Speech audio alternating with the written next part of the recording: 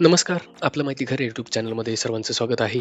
आज जो काही व्हिडिओ आहे आपण फर्स्ट कम फर्स्ट सर्व्हच्या जे काही लॉटरी स्कीम आहेत, त्या लॉटरी स्कीमसाठी ॲप्लिकेशन करण्यासाठीची जी काही रजिस्ट्रेशनची प्रोसेस आहे, ती आज आपण ह्या व्हिडिओमध्ये बघणार आहोत. जर आपण बघितलं तर नॉर्मल लॉटरी जी आहे म्हाडाची, ती housing.mhada.gov.in ह्या वेबसाईटवर आपल्याला प्रोफाईल क्रिएट करायची असते. बट फर्स्ट कम फर्स्ट सर्व्हच्या लॉटरीसाठी आपल्याला जर ॲप्लिकेशन करायचं असेल, तर आपल्याला myhome.mhada.gov.in या वेबसाईटवर आपल्याला रजिस्ट्रेशन करायचं असतं. हे त्याचं होम पेज आहे. ह्या ठिकाणी बुक नाववर आपल्याला क्लिक करून ही विंडो ओपन होईल. या ठिकाणी आपला जो काही पॅन कार्ड नंबर आहे तो एंटर करायचा आहे. त्यानंतर आपला जो काही कॅप्चा कोड आहे खाली दिलेला, तो आपल्याला एंटर करायचा आहे. तो एंटर केल्यानंतर आपण व्हेरीफायवर क्लिक करायचं आहे. व्हेरीफाय केल्यानंतर तुमचं नाव त्या ठिकाणी किंवा पॅन तुमचं सक्सेसफुली व्हेरीफाय होणार आहे. ते व्हेरीफाय झाल्यानंतर तुम्हाला तुमचा मेल आय डी आणि मोबाईल नंबर एंटर करायचा आहे, जो की तुम्हाला फर्दर कम्युनिकेशनसाठी उपयोगात राहणार आहे. मोबाईल नंबर आणि ईमेल आय डी तोच ठेवा, जो तुमचा इन फ्युचरच्या महत्त्वाचा राहील. आणि मोबाईल नंबर शक्यतो आधार लिंक असेल तोच असू द्या, कारण त्यानुसारच तुमचं जे काही डॉक्युमेंट फेच केले जातील पुढे. ओके. आणि पासवर्ड तुम्हाला एक नॉर्मल त्या प्रोफाईलसाठी पासवर्ड क्रिएट करायचा आहे. रिकन्फर्म करायचा आहे तुम्हाला पासवर्ड आणि नेक्स्ट. जेव्हा तुम्ही नेक्स्ट करणार आहात, तेव्हा तुमचा जो काही मोबाईल नंबर आहे किंवा तुमचा मेल आय डी जो तुम्ही टाकलेला आहे, त्या ठिकाणी तुमचा मोबाईल नंबरवर आणि मेल आय डीवर एक ओ-टी-पी जाईल. तो ओ-टी-पी तुम्हाला या ठिकाणी एंटर करायचा आहे. ओ-टी-पी तुम्हाला या ठिकाणी टाकावा लागेल.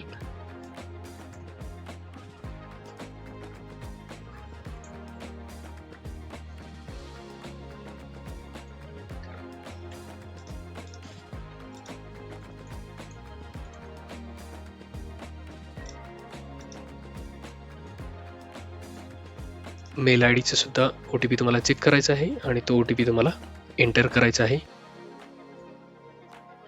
आणि प्रोसीड करायचं आहे. हे तुमचं ओ-टी-पी व्हेरिफाईड होईल, म्हणजे तुमचा जो काही मोबाईल नंबर आहे किंवा मोबाईल नंबर आणि मेल आय डी तो तुमचा व्हेरीफाय होणार आहे. त्याच्यानंतर तुम्हाला कन्सेंट द्यायचा आहे आधार पॅनचं जे काही व्हेरिफिकेशनसाठी. तुम्हाला हे या ठिकाणी जे काय आहे चेकमार्क ऑन करायचा आहे आणि प्रोसीड करायचं आहे. त्यानंतर तुमचा जो काही आधार नंबर आहे, तुम्ही जो काही तुमचा आधार नंबर आहे तो एंटर करायचा आहे या ठिकाणी आणि त्या आधार नंबरनुसारच तुमचं जे काय आहे व्हेरिफिकेशन होणार आहे. तुमचं डॉक्युमेंट जे काय आहे ऑनलाईनच आधारच्या प्रोसेसने व्हेरीफाय होईल डिजिलॉकर थ्रू. तर तुम्हाला जस्ट तुमचा आधार नंबर टाकायचा आहे आणि त्यावर जो काही ओ-टी-पी येईल तो ओ-टी-पी तुम्हाला एंटर करायचा आहे. आता ह्या ठिकाणी मी आधार नंबर टाकतोय आणि हा जो काही बॉक्समध्ये टेक्स्ट दिलेला आहे ते एंटर करतोय.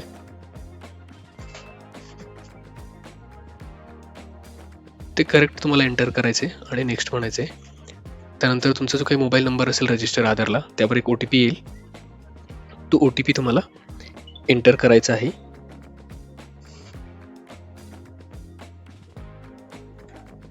आणि कंटिन्यू म्हणायचे. तुमचं डिजिलॉकर जर तुम्ही रजिस्टर असाल तर त्याचा जो काही पिन आहे तो तुम्हाला एंटर करायचा आहे आणि कंटिन्यू म्हणायचं आहे. ह्या ठिकाणी तुम्हाला कन्सेंट विचारला जाईल, तेव्हा तुम्हाला आधार आणि जे तुमचं पॅन आहे त्याला चेकमार्क ऑन करायचा आहे आणि अलाउ करायचं आहे.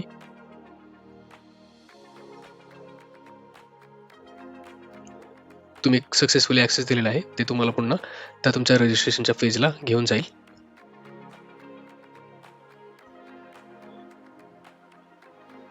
ओके. तुमचा जर ॲड्रेस जो काही आहे तो जर करंट असेल ॲज पर आधारला जो काय आहे तो तुम्हाला येस नो ऑप्शन सिलेक्ट करायचा आहे. ओके. आणि तुमचं मॅरिटल स्टेटस जे काय आहे, मॅरिड, अनमॅरिड, डिवोर्स, विडो, ते तुम्हाला सिलेक्ट करायचं आहे. जर तुम्ही मॅरिड सिलेक्ट केलं तर तुमच्या स्पॉटचं सुद्धा तुम्हाला जे काही डिटेल्स आहे त्या तुम्हाला डिजिलॉकर थ्रू व्हेरीफाय करून घ्यायचे आहेत, आधार आणि पॅनच्या डिटेल्स. तर तुम्हाला तुमच्या स्पॉटचा जो काही आहे आधार नंबर टाकून तो सुद्धा व्हेरीफाय करून घ्यायचा आहे. जो टेक्स्ट दिलेला आहे तो तुम्हाला टाकायचा आहे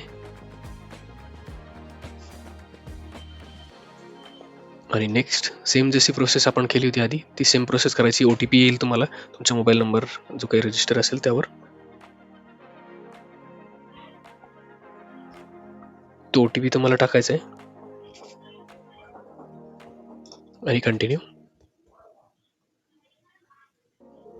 डिजिलॉकरचा जो काही तुम्ही पिन ठेवलेला आहे तो सिक्युरिटी पिन तुम्हाला एंटर करायचा आहे. ओके, आणि आधार आणि पॅन कार्डचं जे काही व्हेरिफिकेशन आहे त्याला चेक मार्क करायचं आहे आणि अलाउ करायचं आहे. तुम्ही मॅरिड असाल तर दोन्ही स्पॉज आणि तुमचं स्वतःचं जे काही व्हेरिफिकेशन तुम्हाला आधार आणि पॅनचं करायचं आहे. पुन्हा ते तुम्हाला त्या तुमच्या रजिस्ट्रेशनच्या पेजला घेऊन जाईल. त्यानंतर बाकीचं जे काही वर्किंग स्टेटस असेल ते तुम्हाला मेन्शन करायचं आहे. तुम्ही जर वर्किंग असाल तर तुम्हाला तिथं वर्किंग मेन्शन करायचं आहे. नो म्हटलं तर तुम्हाला इन्कम जर सर्टिफिकेट तुम्ही देणार असाल तर इन्कम सर्टिफिकेटच्या डिटेल्स तुम्हाला मेन्शन करायचे आहे. आणि स्पॉजचं जर इन्कम असेल तर ते तुम्हाला मेन्शन करायचं आहे. एल्स तुम्हाला त्या ठिकाणी 0 एंटर करायचं आहे आणि प्रोसीड करायचं आहे. आणि जे तुम्ही डॉक्युमेंट ITRचं डॉक्युमेंट अपलोड करणार असाल तर ते सिलेक्ट ऑप्शन करायचं आहे. इन्कम सर्टिफिकेट असेल तर ते तुम्हाला सिलेक्ट करायचं आहे. आणि जी काही फाईल आहे इन्कम सर्टिफिकेटची ती तुम्हाला अपलोड करायची आहे. जर तुम्हाला त्याला क्रॉप वगैरे करायचे किंवा बाकी मार्जिन वगैरे कमी करायचं असेल ते करू शकता तुम्ही आणि प्रोसीड करायचे. तुम्ही ज्या काही कॅटेगरीला बिलॉंग करता त्याच्यातून जर तुम्हाला ॲप्लिकेशन करायचे तर त्या कॅटेगरी तुम्ही सिलेक्ट करू शकता.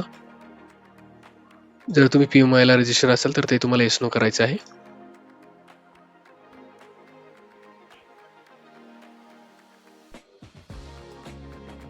हे तुमची प्रोफाईल क्रिएट झाली. तुमचं जे काही वर्किंग इन्कम सर्टिफिकेशनचं जे काही आहे व्हेरिफिकेशन पेंडिंग आहे.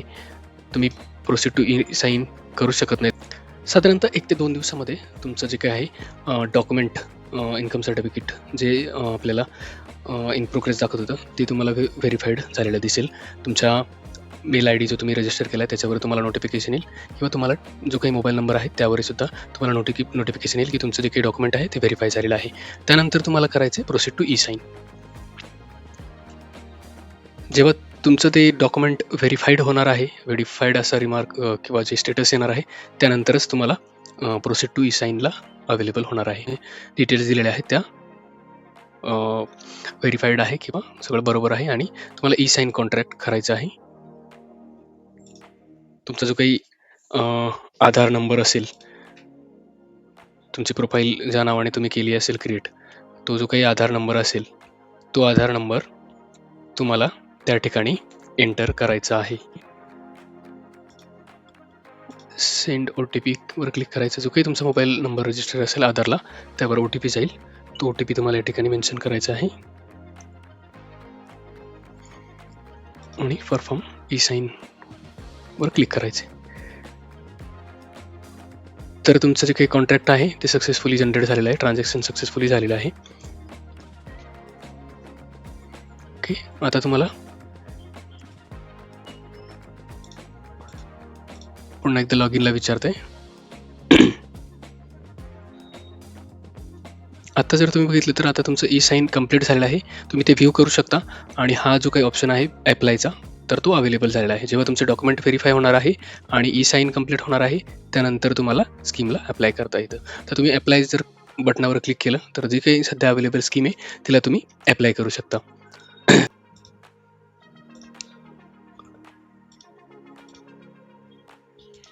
या ठिकाणी तुम्ही सेल्फसाठी भरताय का, सिलेक्ट एजन्सी म्हणून विचारते. सेल्फ सिलेक्ट करायचे. जर तुम्ही अप्लाय करत असेल फर्स्ट कम फर्स्ट सर्व्हसाठी तर तुम्हाला ते विचारते की तुमचा जो काही आहे ज्या एरियामध्ये ती स्कीम आहे PMC किंवा PCMC असेल किंवा कुठलंही म्युनिसिपल कॉर्पोरेशन असेल त्या हद्दीमध्ये तुमचा फ्लॅट आहे की नाही, प्रायव्हेट नाही का हाऊस किंवा प्लॉट, तर ते तुम्हाला असेल तर येस क्लिक करायचे. जर येस क्लिक केलं तर तुम्हाला ते सांगेल की तुम्ही ॲप्लिकेबल नाही आहे. नो सिलेक्ट केलं तर तुम्हाला अजून एकदा विचारते की has applicant or spouse have been allotted any tenement by government authority or is a member of housing society to which land or building allotted by any government authority. एखाद्या government स्कीमच्या under तुमचं flat आहे का. Yes जर केलं तर तो surrender केलेला आहे का ते विचारते. जर तुम्ही नो केलं तर तो स्कीमला तुम्हाला अप्लाय करता येणार नाही. तर मग जेव्हा तुम्ही अप्लाय करताय तर तुम्हाला नो सिलेक्ट करायचे. जर ॲक्च्युअल तुमची जी कंडिशन आहे त्यानुसार तुम्ही ते ऑप्शन चूज करू शकता. पण जर तुम्ही येस केलं, ह्या ठिकाणी जर येस केलं तरी तुम्ही ॲप्लिकेबल नाही आहे. तुम्हाला तुमचा फ्लॅट किंवा प्लॉट नसायला हवा आहे त्या म्युनिसिपल कॉर्पोरेशनच्या एरियामध्ये आणि जे काही आहे गव्हर्नमेंटच्या कुठल्याच स्कीमचे तुम्हाला फायदा झालेला नसायला पाहिजे. या ठिकाणी तुम्हाला नो ऑप्शन सिलेक्ट करायचं आणि रिफंड टू बँक म्हणजे जे काही तुम्ही EMD अमाऊंट भरणार आहे, तर ते च्या डिटेल्स तुम्हाला या ठिकाणी टाकायचे आहेत, की कोणत्या अकाउंटवर तुमचं जो काही तुम्ही पेमेंट करणार आहे EMD ते रिफंड आलं पाहिजे जर तुम्ही अप्लाय केला आणि विनर नाही झाला तर. आणि त्यानंतर जे काही आहे कॅन्सल चेक किंवा पासबुकचा जो काही फोटो आहे तुम्हाला स्कॅन करून अपलोड करायचा आहे. त्याच्यानंतर आहे की nominee details as per regulation. तुम्हाला नॉमिनीच्या डिटेल्स सबमिट करायच्या आहेत, की जर इन केस काही कन्सर्न झाला जो काही ॲप्लिकंट आहे आणि तो जर विनर झालेला असेल तर त्याचा जो काही फ्लॅट आहे किंवा याच्यासाठी नॉमिनी म्हणून कोण असायला पाहिजे त्याच्या डिटेल्स तुम्हाला या ठिकाणी मेन्शन करायचे आहेत. ओके आणि ॲग्री करून सबमिट करायचं. हे जेव्हा तुम्ही सबमिट करणार आहात तेव्हा त्या स्कीमला अप्लाय होणार आहे आणि त्यानंतर जे काय आहे तुम्हाला EMD अमाऊंट भरायचं आहे. तर ही जी काही होती ती रजिस्ट्रेशनची प्रोसेस होती. तुम्ही जर बघितलं तर स्टार्टिंगपासून आपण बघितलं डॉक्युमेंटेशन ते बाकीचे जे काही एंडपर्यंतची काही प्रोसेस आहे ती आपण बघितलेली आहे. तर व्हिडिओ आवडला असेल तर नक्की चॅनलला लाईक, शेअर आणि सबस्क्राईब करायला विसरू नका. थँक्यू.